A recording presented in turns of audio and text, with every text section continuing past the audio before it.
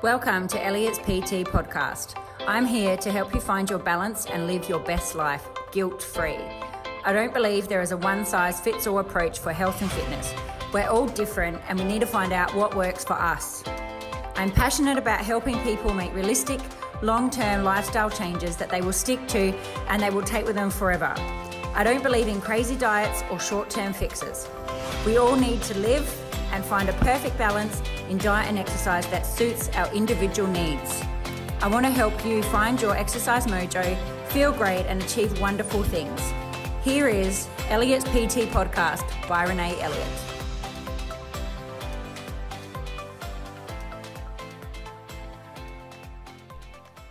Hello, and welcome to Elliott's PT podcast. So today I want to talk about how to make sure you're training the right way and you're going to get the best out of your workout so you can get the best results possible.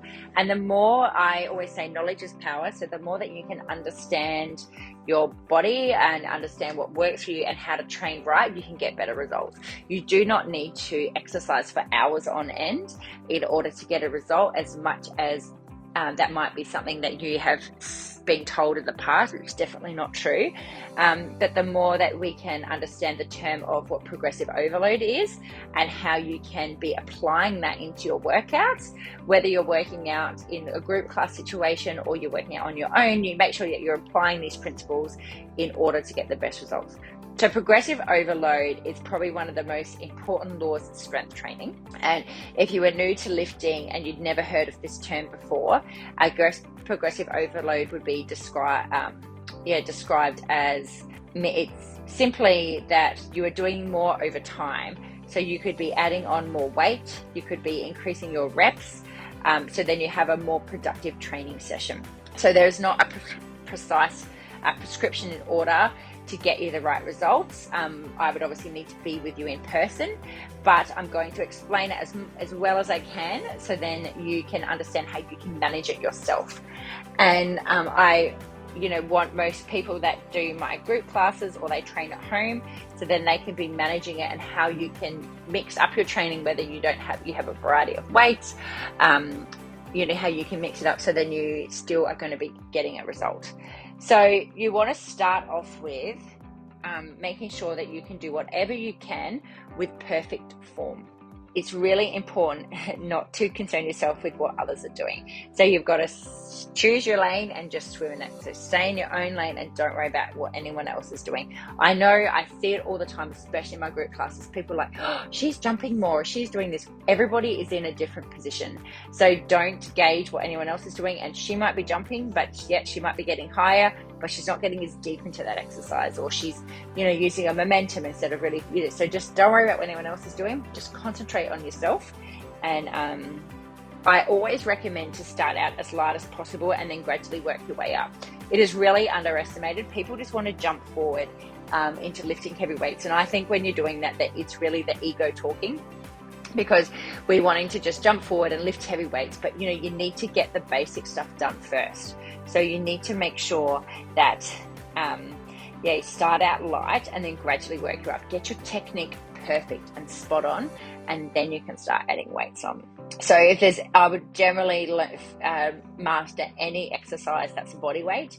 I would master that with no weight first before adding onto a load. And understand that that's what I said, we are all individuals. So progressive overload for beginners is very different to advanced lifters. So when you're just starting out, it can also be different from men to women. So, and for those carrying a lot more muscle compared to those who don't have as much muscle. So really stop worrying about what anyone else is doing and just concentrate on yourself and your journey and where you're at. You don't really know where anyone else has been or where they are. Lots of lifts, they require pretty small jumps in the load over time, and attempts of these particular exercises should involve more increases in reps instead of increasing in the load. So if you're going to go from like a 20 kilo weight to a 22 kilo dumbbell, that's like a 10% increase jump in weight. But then if you're going from like a 4 to 6 kilo, that's a 50% jump in your weight. And you can't expect somebody to make a 50% jump in load and execute the same number of repetitions as the week before, then you could expect them, but you could definitely expect them to increase their reps by a couple with the same load. Progressive overload, it can be performed in a variety of ways, and you want to start progressing with your range of motion and form first. So I see lots of people, and again, the more you can understand this, so if we imagine a bicep curl, so I'm going to, if I did a full range of motion, I'm going to have my arms, I guess, starting up near my shoulder, my hand, sorry, and then I'm going to like extend my hand down all the way till my arm is out as straight as possible. So I guess that's a full range of motion. But then you see some people do little half curls and stuff like that. Well, you're not getting the full range of motion, which means you're not working, you're working the muscle as much. You see people doing push-ups. So they're in the push-up position and they're trying to do them on their toes, but they're just going down a little bit. Well, you're better to strip it back and make sure that you go all the way, strip it back, whether you need to go onto your knees or go onto a bench or something like this, and then go all the way down to the ground and then come all the way back up. So then you're getting a better range of motion. So that's really important. And I think people try to go for speed. They think about going for speed instead of for technique. So that's the things that I would be looking at: your performance, so you can look at your range of motion form. So if you did an exercise and you were trying to lunge, let's say, and your knees were coming in. So your knees were coming in when you were lunging. So they're not lined up with your ankles, or your ankles and they're not lined up your hip when we're stepping out. So your knees are going to the side. So if you're doing that, and then the next week you do the same exercises, but you do the same amount of reps. Obviously you've got no weight, but then your knees stayed truly like in line with your ankle. They weren't gravitating in or anything like that. Well, then that's progression. So that's progression. So yes, you might not have increased your weight, you might not have increased your time or your reps, but your technique had improved. So that's definitely progression. So when proper form and full range of motion is established, and that's then ingrained in your body, then you can then start focusing on progressing with reps and load. But yeah, it's important to get these steps right first, and most people skip them. They skip them because everyone just wants to jump ahead. They want to jump ahead and they forget that there's all this other work that needs to be done first. So some other examples of how you can progressively overload. So you can lift the same load for an increased distance. So that could be time. If you were doing an activity for 20 seconds, you can now withstand that activity for 30 seconds or a minute, that type of thing.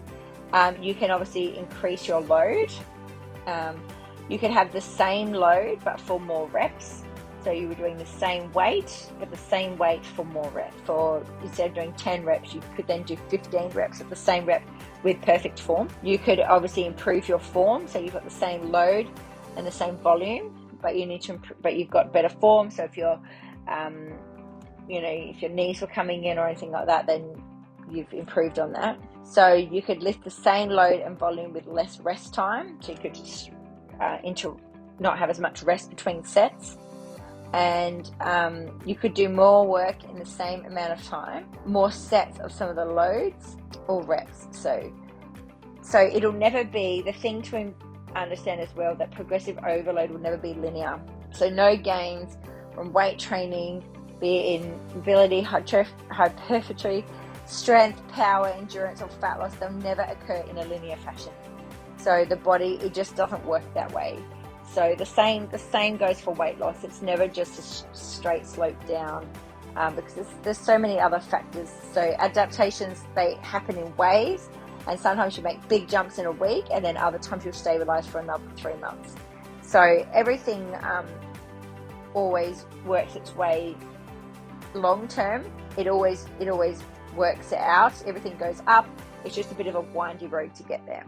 So there is, and I always tell this to people because I think it's so important, jump on it straight away. When you're a beginner, your rate of strength gain during your first 3 months of proper weightlifting will be higher than any other time in your life.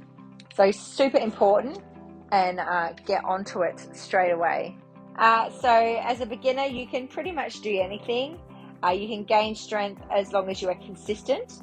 So after a couple of years of solid training, you'll need to start being smarter about your programming in order to continue to reach new levels of strength. And I think that's the thing that people struggle with as well, is, that if you've maybe been doing something for a long time, you might feel like you're not getting the results if you, again, comparing yourself to someone else. But you can get the results. It's just learning to understand your body more, understand how you can tweak it, and understanding your programming. So you can, so if you've been training for a couple of solid years, you need to start being smarter about your programming in order to continue to reach new levels of your strength training. So you could rotate lifts.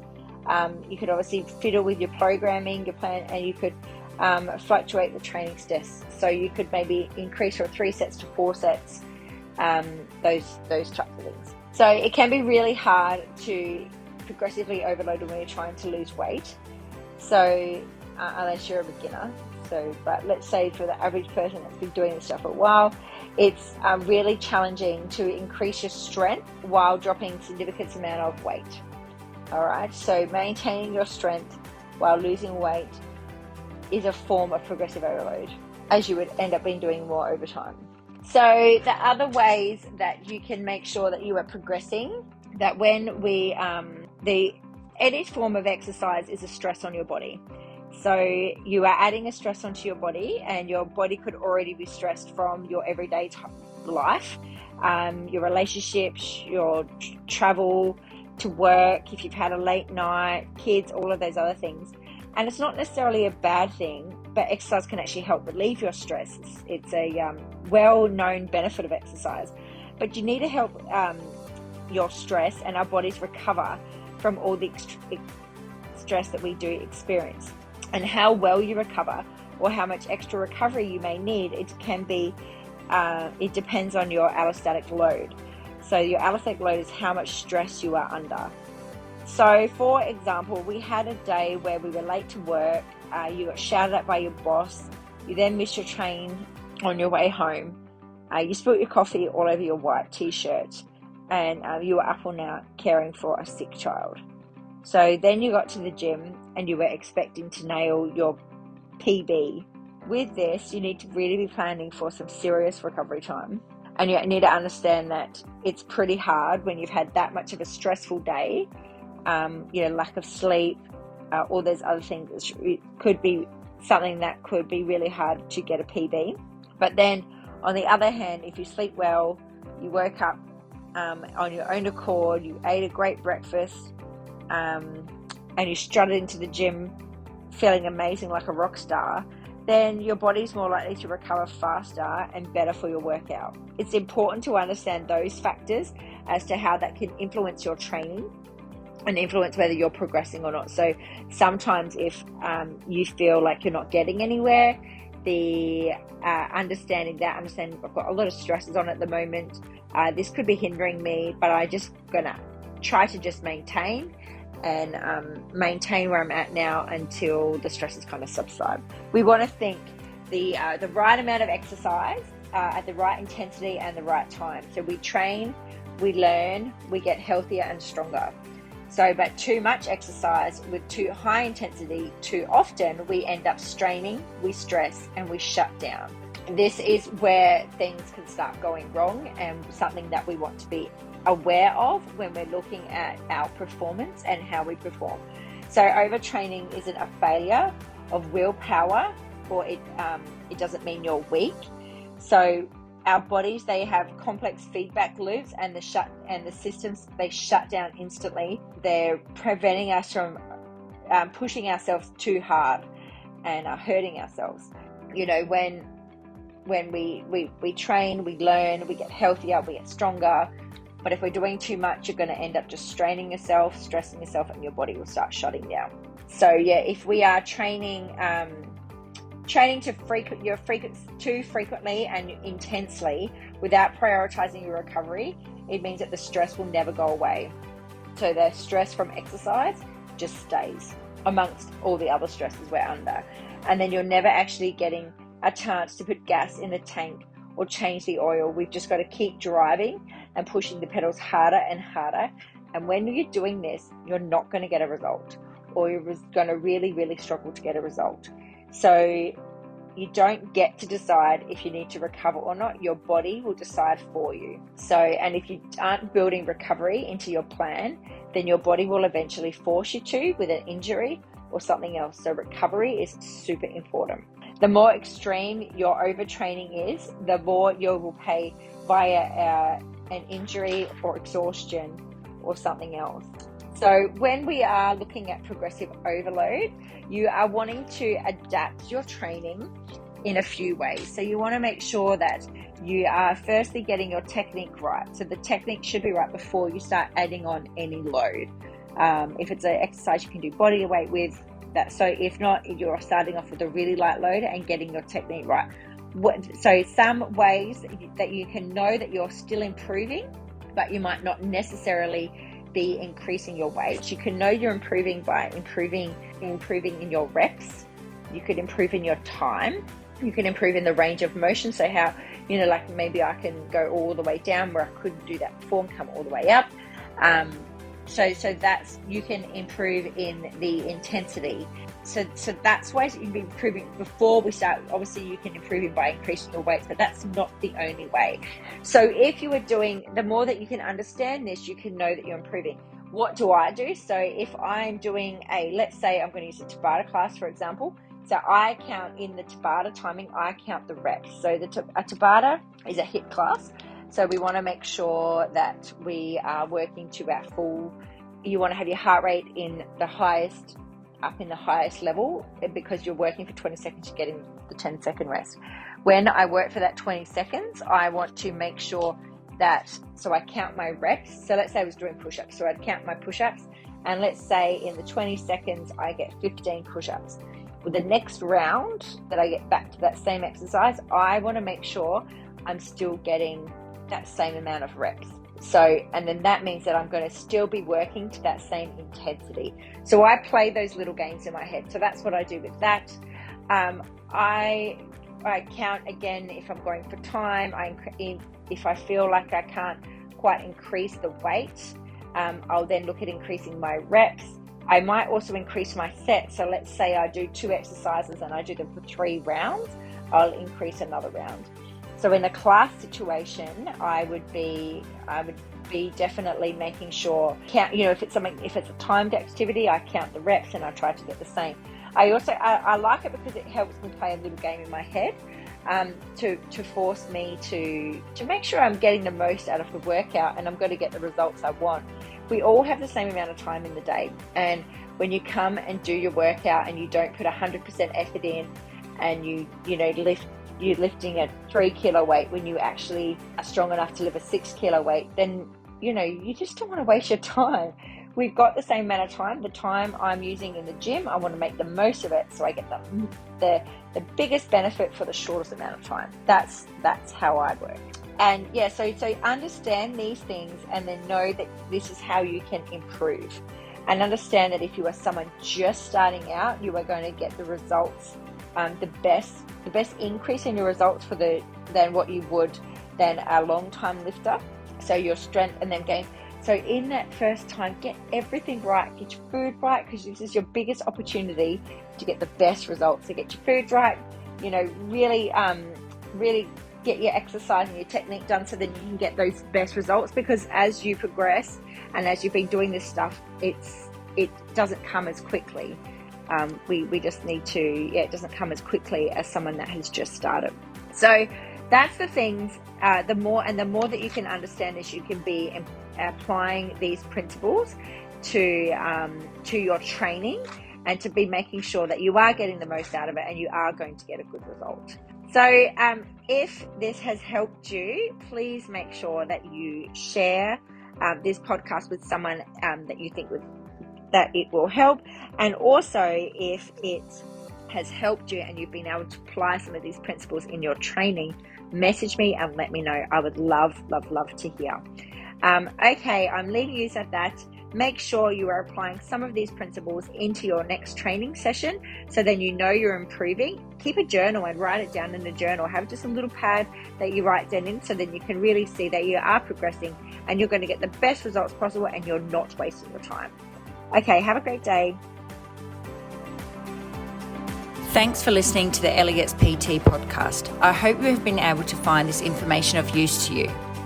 If you know someone who might enjoy this podcast, please share it with them and ensure that you subscribe so you can be the first to know when new podcasts are released. If you have the time to leave a 5-star review, that would be amazing and it would be greatly appreciated. If you do so, please screenshot and share onto any of our socials and tag us. Then email the screenshot to hello@elliotspt.com and we will send you a free gift to your inbox. Thanks so much. Have an amazing day. Speak soon.